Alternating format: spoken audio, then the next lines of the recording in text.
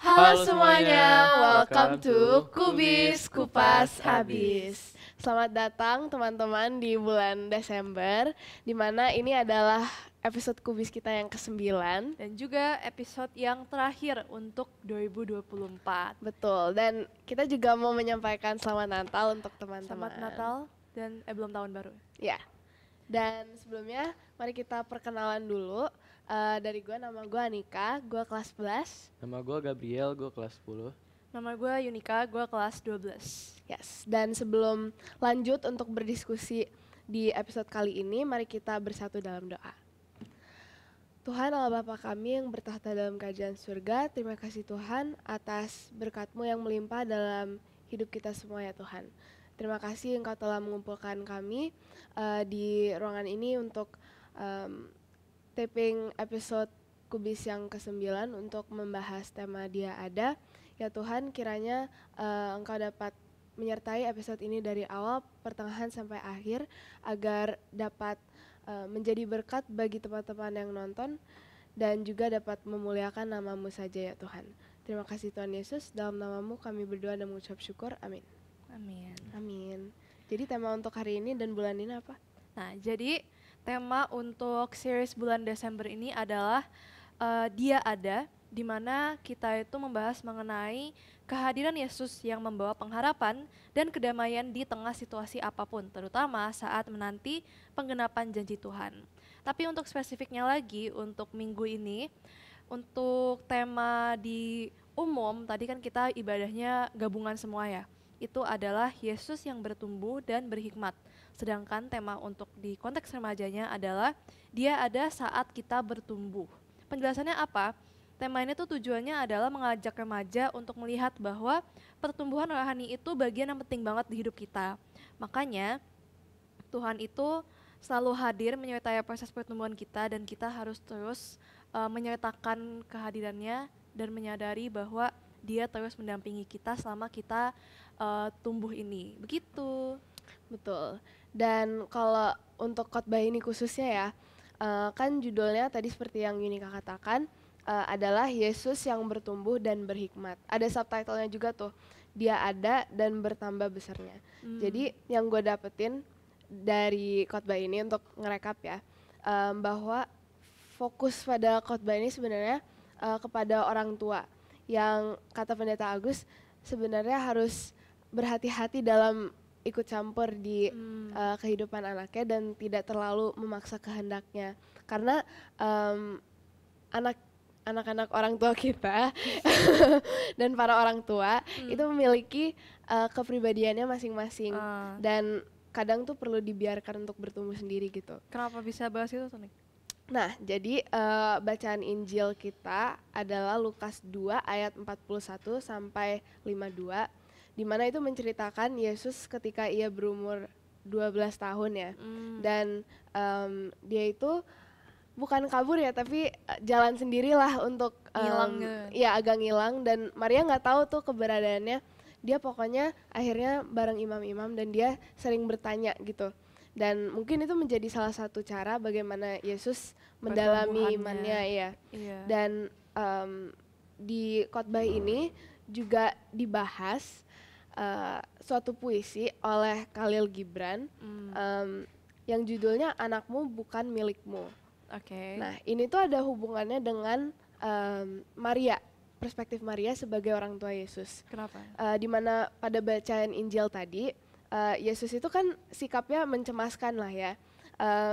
Kita ngelihat perspektif Maria, di mana ingin dinyatakan bahwa sebenarnya Maria sometimes mungkin dia perlu tahu kapan untuk lepas tangan, karena dia tuh sebenarnya sebagai ibu Yesus, salah satu peran utamanya adalah menghadiri Yesus dalam dunia ini. Tapi ketika Yesus mulai berkarya, itulah dimana Yesus mulai like go out on his own dan juga mendalami imannya dan kepribadiannya like secara mandiri gitu loh. Tapi Marianya digambarkan kayak masih khawatir gitu nggak sih? Iya, dan sebenarnya yang ditekankan adalah untuk menjalin hubungan yang harmonis dengan Yesus, Maria harus mencintai dan juga melihat Yesus sebagaimana dia ada. Karena mau gimana pun Yesus adalah Tuhan dan Yesus adalah Mesias, dan dengan membiarkan Yesus untuk tumbuh sendiri, Maria itu sebenarnya she's giving into God's greater mission gitu. Karena lewat Yesus banyak orang dapat terberkati, dan itu hanya dapat terjadi kalau Yesus bertumbuh gitu secara mandiri. Dari khotbah tadi, menurut kalian gimana? Kayak what do you think about it? Ya mungkin. Lu gimana? Nah, jadi kalau tanggapan gue itu adalah kalau anak itu adalah titipan Tuhan dan orang tua itu tidak seharusnya terlalu memaksa pilihan anaknya. Ya sih, kayak kalau gue dengerin khotbah tadi, gue mikir bahwa maksudnya mungkin cerita ini tuh banyak contoh nyatanya ya in kehidupan nyata, karena Maria sebagai seorang ibu yang khawatir sama si Yesusnya sebagai anaknya pasti banyak terjadi di dunia nyata. Maksudnya pasti orang tua kita pernah yang kayak khawatir kita pulang malam pergi kemana dan lain-lain. Cuma bedanya di sini mungkin Maria ada tantangan tertentu bagi Maria yang merupakan seorang ibu dari Yesus, seorang anak manusia umur 12 tahun, tapi juga dia harus ingat bahwa si anak lo ini tuh Tuhan gitu loh. Jadi kayak dia harus sadar bahwa mungkin anak emang beda gitu. Dan yang gue pikirin adalah bagaimana banyak sih pertanyaan yang muncul di pikiran gue, karena kayak yang kita dengar ceritanya kan cuma pas Tuhan lahir sama pas Tuhan umur 12 tahun. Kayak gue banyak wondering gitu, kayak sebenarnya perilaku Tuhan tuh gimana sih pada saat itu, perilaku Yesus ya. Kayak apakah dia seperti dewasa duluan, atau dia as a child tuh bandel atau alim atau gimana. Kayak banyak pertanyaan yang muncul mengenai bagaimana cara membuat sosok Yesus saat kecil ini logis gitu, karena anak kecil tapi dia Tuhan. Gitu sih kalau dari gue. Kalau dari gue sih, gue ngelihat justru khotbah ini adalah cara bagaimana kita sebenarnya bisa refleksi gimana sih kita sebagai pribadi mendalami iman kita. Karena kalau Yesus kan dengan bertanya-tanya, tapi mungkin ada cara-cara lainnya. Kayaknya ini bisa dihubungin sama 9 Sacred Pathways atau 9 Spiritual Pathways. Tapi terutama menurut gue itu sih yang gue dapet. Tapi juga gue setuju banget sama yang kata lu, apakah Maria tahu gitu, kadang mungkin dia nggak sadar kalau anak dia ini Mesias Tuhan, dan Tuhan gitu. Makanya pas udah selesai khotbah terus lagunya Mary Did You Know, terus gue kayak wow cocok banget, karena gimana ya, itu benar-benar merefleksikan sebenarnya Maria itu like she's a mother still, walaupun dia adalah ibu dari Yesus, dia juga pengen yang terbaik untuk anaknya. Iya betul. Benar. Dan itu tadi bahas spiritual pathways ya, mungkin kita review dikit. Ya kan masih katek ya? Iya. Masih katek, kita berdua udah lulus. sini. Sempat dibahas 9 spiritual pathways. Ini tuh based on bukunya Gary Thomas, bahwa bukunya ini judulnya Sacred Pathways. Dia menulis tentang 9 corak spiritualitas yang merupakan tuh kayak cara berbeda-beda bagaimana tiap orang itu mendalami imannya, menghayati atau merasakan kehadiran Tuhan. Nah, apa aja tuh Nick? Nah, oke. Yang pertama itu ada naturalist atau loving God outdoors. Jadi itu deskripsi orang yang merasakan kehadiran Tuhan ketika ia ada di alam gitu. Yaitu ciptaan Tuhan juga kan. Nah, terus yang kedua adalah sensate atau loving God with our senses. Contohnya mungkin ketika kita melihat art atau mendengar musik yang sangat lewat indera. Iya, betul. Terus 3, traditionalist atau loving God through rituals and symbols. Jadi mungkin dengan sekedar ke gereja, ya misalnya perjamuan kudus gitu, kok salah satu simbol gitu kan, dan ritual. Terus yang keempat ada ascetic atau loving God in solitude and simplicity. Itu benar-benar orang yang merasakan kehadiran Tuhan ketika ia like spending time alone with God gitu. Menghayati sendiri. Betul. Terus yang kelima ada activist atau loving God through confrontation. Jadi aktivis ini bisa dibilang orang yang merasakan kehadiran Tuhan di kala dia membela apa yang Tuhan anggap benar iya gitu Tuhan ya. anggap benar. Misalnya kayak berdasarkan hukum Taurat gitu, kayak oh lu sebenarnya nggak boleh gitu. Mungkin bisa dibilang si aktivis ini sering bukan interview tapi misalnya Activism in general nggak iya sih? ya kayak standing up Kayak to human stuff that's rights wrong, gitu-gitu. ya gitu. Ya. Terus apa lagi tuh? Terus Dan ada caregiver Ha-ha. atau loving God by loving others. Itu kayak apa namanya suka menolong orang mm-mm. untuk connect sama Tuhan. Hubungan dengan orang lain ya. Ya, dan ada enthusiast loving God through mystery and celebration. Apa ya? Eh, Itu agak susah juga sih jelasin. Iya. Itu jujur gimana gue jelasinnya? belum masuk banget. Kayaknya menurut gue kalau enthusiast itu apa ya? Mungkin lewat kayak kesaksian atau pengalaman yang Bisa bener-bener kayak mungkin wow ya. Tuhan hadir gitu. Ya, habis itu Heeh. ada contemplative atau loving God through adoration. Itu Benar-benar sosok Tuhannya ya yang disorot gitu. iya. Dan juga ada intellectual atau loving God with your mind. I see, berarti ada 9 ya tadi. Dan kalau kalian sendiri apa pathways-nya apa? Mungkin dari lu nih. Oke. Kalau dari gue kayaknya gue ngerasa gue itu antara dua nih. Yang pertama sensate, yang kedua enthusiast. Kalau sensate itu lewat panca indera kan. More specifically gue merasakan kehadiran Tuhan kalau dengar musik. Karena kayaknya like the first thing that I think of kalau worship itu pokoknya yang pertama Musiknya. musik.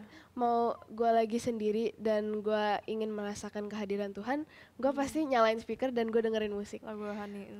Lagu rohani itu kayak ada playlistnya sendiri. Iya. Pokoknya salah satu hal yang paling gue utamakan gitu. And then kalau lagi di gereja juga ada musik yang Oke gitu. oke dan kayak apa, like I can feel God through it gitu.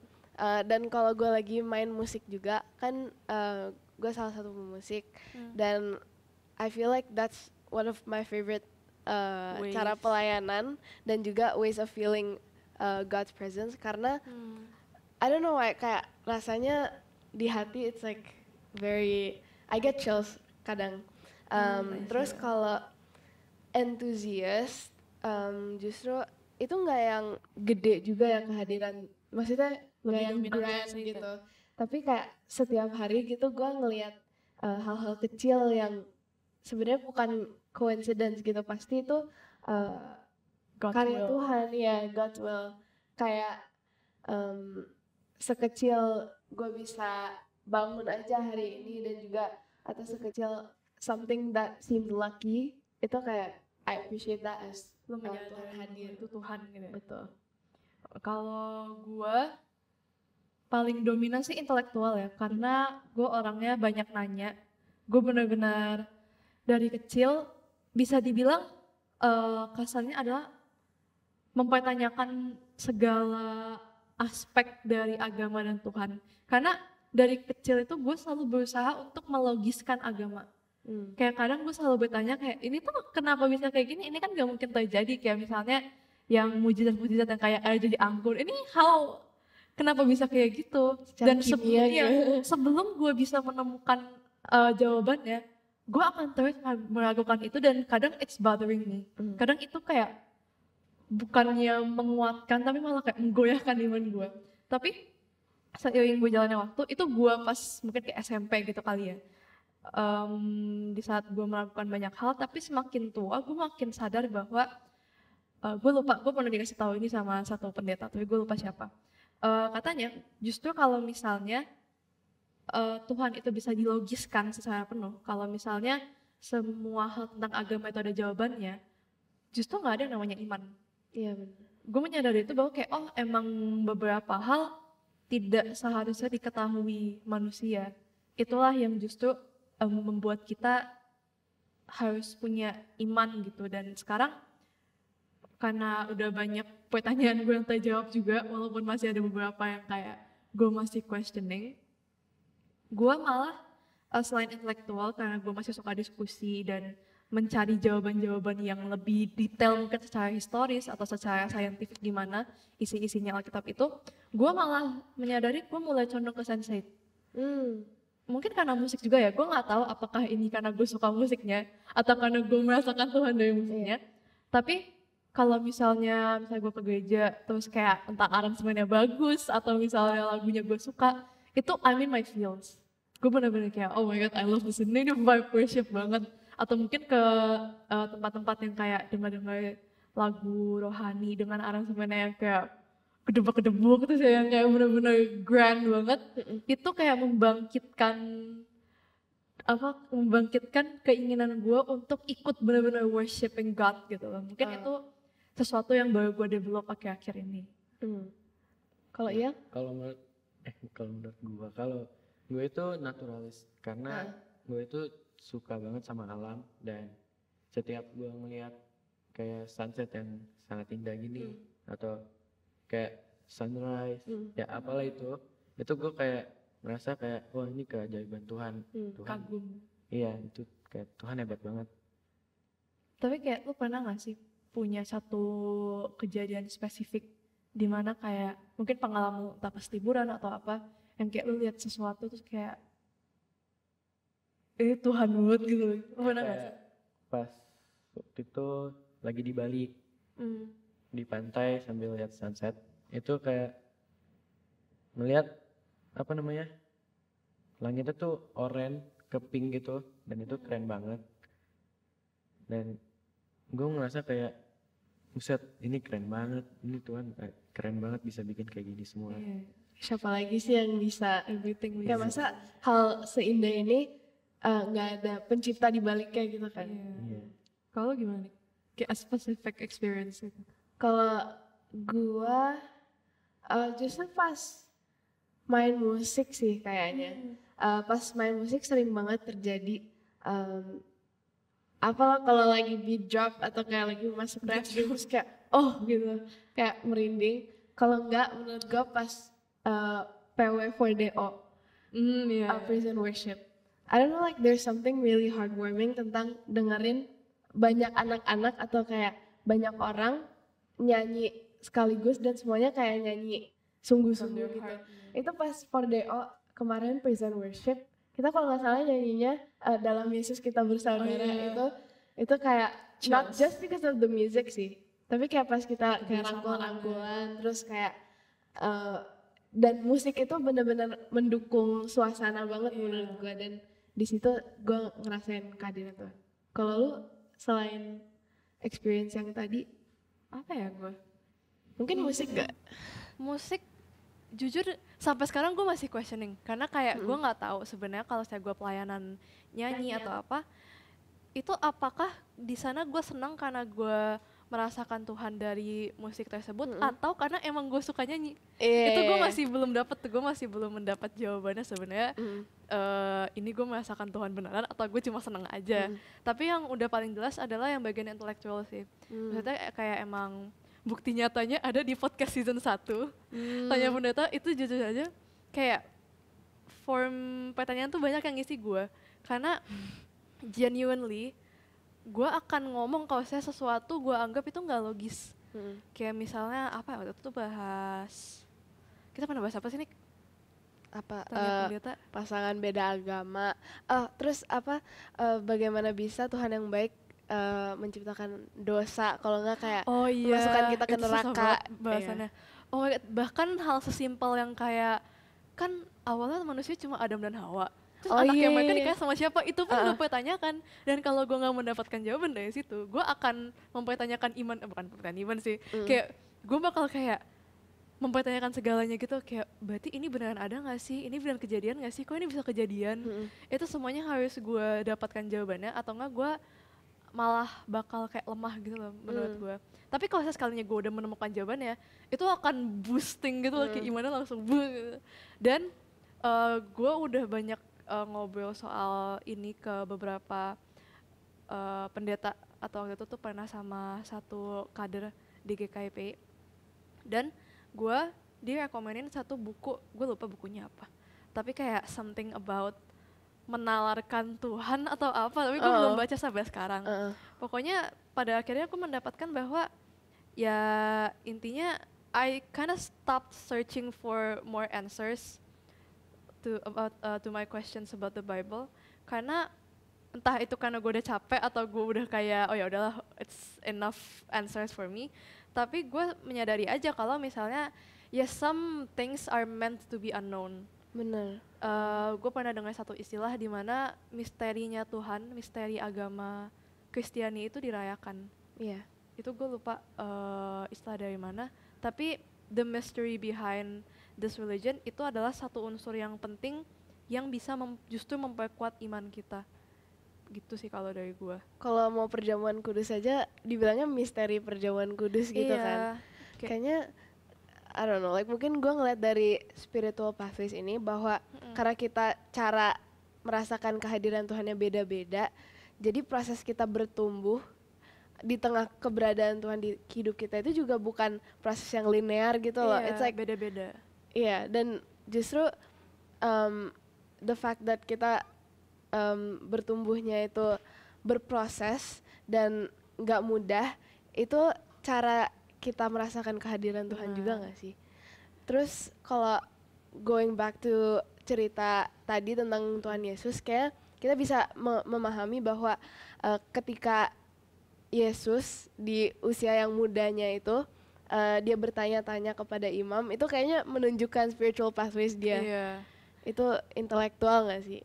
Iya, dan mungkin kilas balik ke pembahasan awal, bagaimana dalam pertumbuhan rohani kita sebagai remaja itu justru peran orang tua juga nggak sih yang dibutuhin. Benar. Karena misalnya kayak keputusan buat kita masuk gereja mana, masuk katek apa enggak, CD-nya gimana, itu juga penting karena apalagi lu ya masih katek kan, itu lu merasakan nggak sih perubahan dalam iman lu sebelum dan setelah katek? Ngerasa atau banget, ngerasa. Kenapa? Karena kayak sebelum katek tuh gue masih kurang lah pengetahuannya tentang Tuhan, dan karena lagi katek ini gue belajar banyak tentang Tuhan. Mulai terjawab gitu. Iya. Dan secara rutin kan, kayaknya kadang kalau tanpa rutin atau kayak struktur gitu dalam kita belajar tentang Tuhan, mungkin kayak pas dengerin khotbah aja kayak lupa inget gitu. Sekolah minggu juga udah lama gitu. Pelajaran agama di sekolah juga akhirnya ujian juga terus udah lupa gitu. Kayak kalau katek berproses gitu gak sih? Benar.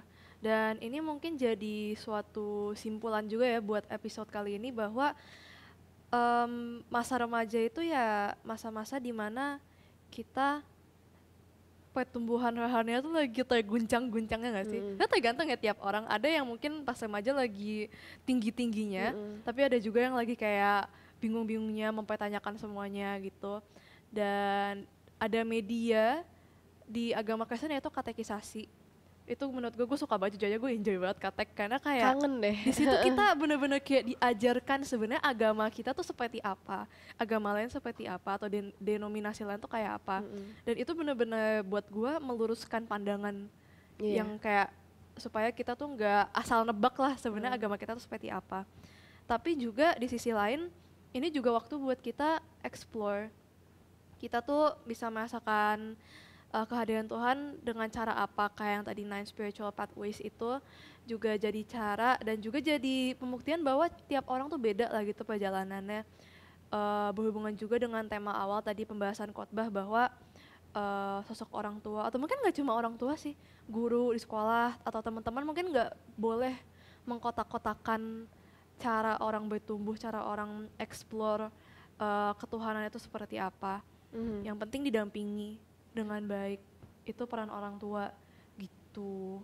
Dan juga kayaknya jadi teman-teman bisa refleksi sendiri ngelihat 9 sacred pathways atau 9 spiritual pathways itu apa sih sebenarnya cara Cocoknya gimana? Iya, cocoknya gimana teman-teman bertumbuh dalam iman, dan mungkin juga bisa refleksi dan sadar peran orang lain juga gimana? Apakah dengan teman-teman jadi apa sih tadi yang sendiri Apa ya tadi? asetik. Oh ya, aesthetic. Asetik itu teman-teman gak membutuhkan bantuan orang lain atau justru Iya. tetap membutuhkan, atau kalau dengan naturalis apakah teman-teman juga enjoy waktu dengan teman-teman yang lain dalam komunitas iman gitu.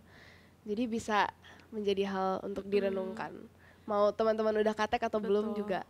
Yes. Oh, gue jadi ingat, gue lupa siapa yang ngomong ini ke gue. Pokoknya pas gue CD, ada yang bilang bahwa katekisasi atau CD itu bukan akhir dari perjalanan rohani kita, Tapi bukan akhir dari kita berusaha menemukan Tuhan atau meluruskan pandangan kita. Nggak berarti kalau kita udah CD kita nggak akan mempertanyakan Tuhan lagi. Mm-mm. Tapi bisa jadi itu jadi kayak titik awal di mana okay, this is the start of my journey, like my actual journey sebagai seorang Kristen gitu. Jadi kedepannya dengan kita udah tahu spiritual pathways kita apa, mungkin kita bisa lebih fokus ke cara kita merasakan Tuhan gitu. Betul.